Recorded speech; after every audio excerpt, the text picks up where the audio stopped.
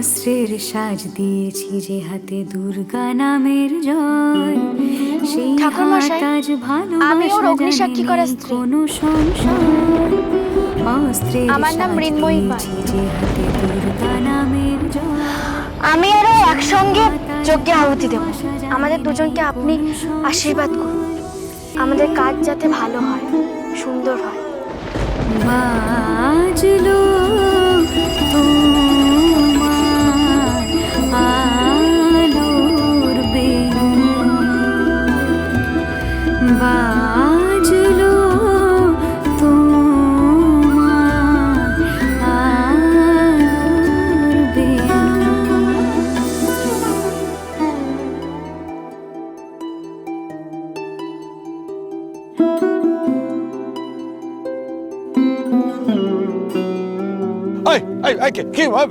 কি হচ্ছে কি? খালি তাড়া করছে। জানো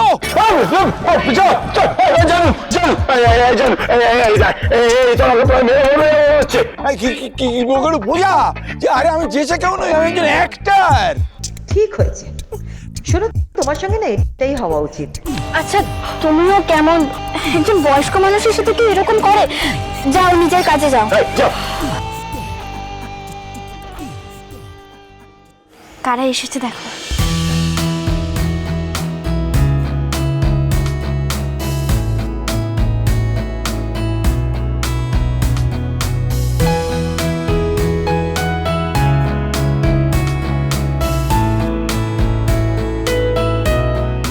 এবার নারকেল ফাটাতে হবে।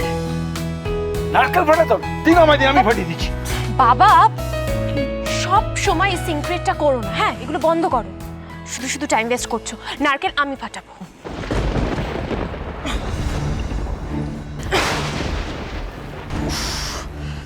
কি শক্ত, ফাটছেই তো না। হ্যাঁ, অমঙ্গলের লোকজনের হাতে এইসব কাজকর্ম তো হয় না, না কি করা যাবে।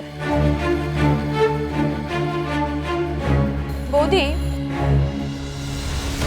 আজকে আমার দিন, তাই তুমি এত কথা বলো না। বললে কি করবে?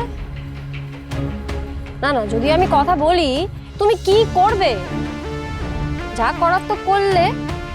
এই যে যা যা হচ্ছে এখানে, এই পুরোটার মধ্যে একটা টাকা কন্ট্রিবিউশন নেই তোমার। মানে তো বড় বড় কথা কিসে? হ্যাঁ মিনু, নারকলটা ফাটা তুই। মহানায়িকা জাহ্নবী বোস, তিনি যা অমঙ্গল করার তো করে ফেলেছেন, তুই দেখ যদি ওই অমঙ্গল একটু ধুয়ে টুয়ে দিতে পারিস। আর নারকল ফাটা।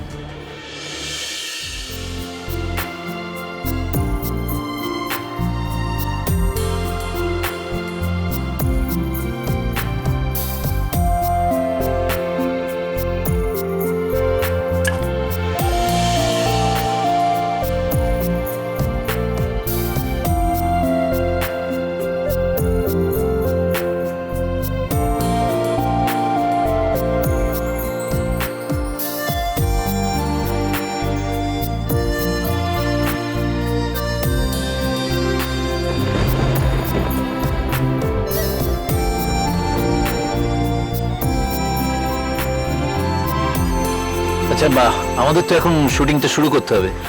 আলোর যে অবস্থা, এখন তো হবে না। আমরা নাইট সিনটা বরঞ্চ হ্যাঁ শুরু করি। হ্যাঁ আচ্ছা, তুমি বরঞ্চ জাহ্নবী আর ওই বদনামটাকে ডেকে নিয়ে চলে এসো। আচ্ছা আচ্ছা আচ্ছা, আসুন না। জানো,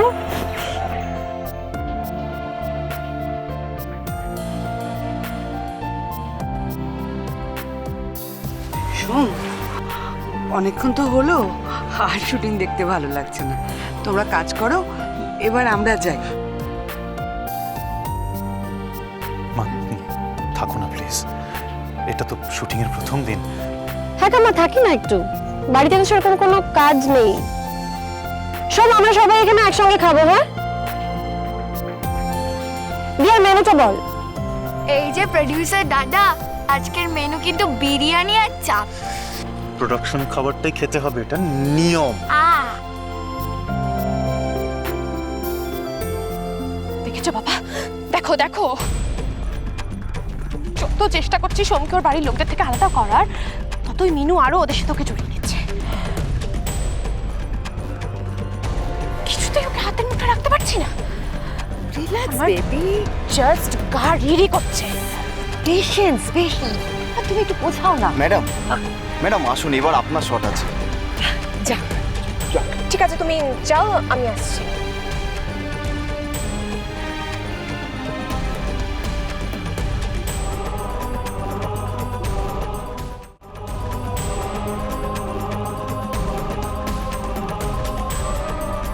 নিজেকে খুব চালাক মনে করেছো মিনু? ভাবছো শার্লক হোমস হয়ে গেছো? মোবাইলের টুকরো আর একটা নুপুর পেয়ে ভাবছো বিশাল কিছু অ্যাচিভ করে নিয়েছো, সব জিতে গেছো। হ্যাঁ, অনেক কিছু পেয়ে গেছো। খুব বুদ্ধি তোমার, তাই না?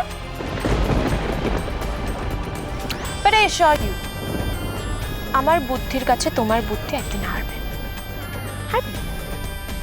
বেশ, দেখা যাক। তবে কি জানো তো জাহ্নবী, আমি ওকে আমার ভালোবাসা দিয়ে ফিরিয়ে আনবো। তার জন্য আমাকে যা কিছু করতে হোক না কেন, আর যত দূর থেকেই করতে হোক না কেন, সেটা আমি করব। আমি ওকে ঠিক ফিরিয়ে আনবো। তুমি যাহার নামে চাও, আই ডোন্ট কেয়ার, কিন্তু এই গেমে আমি জিতবো। এটাই তো মুশকিল জানো, এটা সব থেকে বড় প্রবলেম। তুমি না এখনো বুঝতে শেখোনি যে স্বামী স্ত্রীর সম্পর্কে আরেকটা নাম না ভালোবাসা। এটা কোনো গেম নয়। তোমার মতো মেয়েরা যত এই ভালোবাসাটাকে গেম বানানোর চেষ্টা করুক না কেন,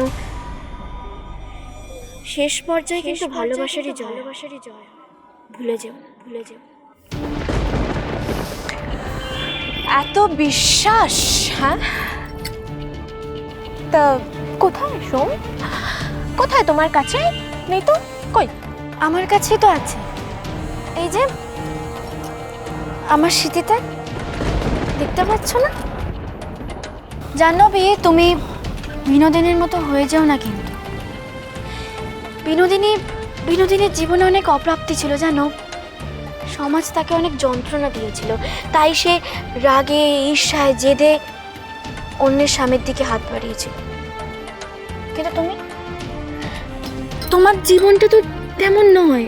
তুমি তাহলে আমার আর তোমার সম্পর্কের মধ্যে কেন এত হিংসে আনছো, এত রাগ জেদ এনো না?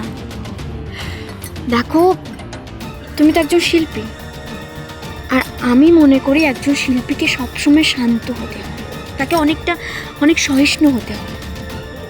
ঠিক আছে, তুমি এখন মনে মনে মা সরস্বতীকে প্রণাম করে কাজটা মন দিয়ে করো। কি আশ্চর্য, তুই এখন এখানে দাঁড়িয়েছিস কেন? যা শটে যা। হ্যাঁ আঙ্কেল, এবার আমরাও বাড়ি যাব। আঙ্কেল, আপনার সাথে একটা কথা ছিল। হ্যাঁ, মানে পালবাড়ির তরফ থেকে আমি আপনাদের সবাইকে, মানে আপনাদের পুরো ফ্যামিলিকে নিমন্ত্রণ করলাম আজ রাতের ডিনারে। আপনারা কিন্তু অবশ্যই আসবেন, কেমন? আসি uncle. All the best Jahnavi. Dinner? Strange? এই এত স্ট্রেঞ্জ মনে হচ্ছিস কেন? আরে ভালো মন্দ খাওয়া তো। ব্যাপারটা কি শুধুই তাই,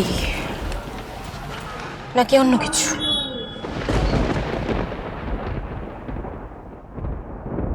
দেখি বিনু, এত পদ হয়েছে এই বাড়িতে, রতনবাবুকে শুধু ডাল আর রুটি কেন? আঙ্কেলের তো ওই ডাল রুটি অভ্যেস জেঠুমনি। মানে বাজলো তোমার আলোর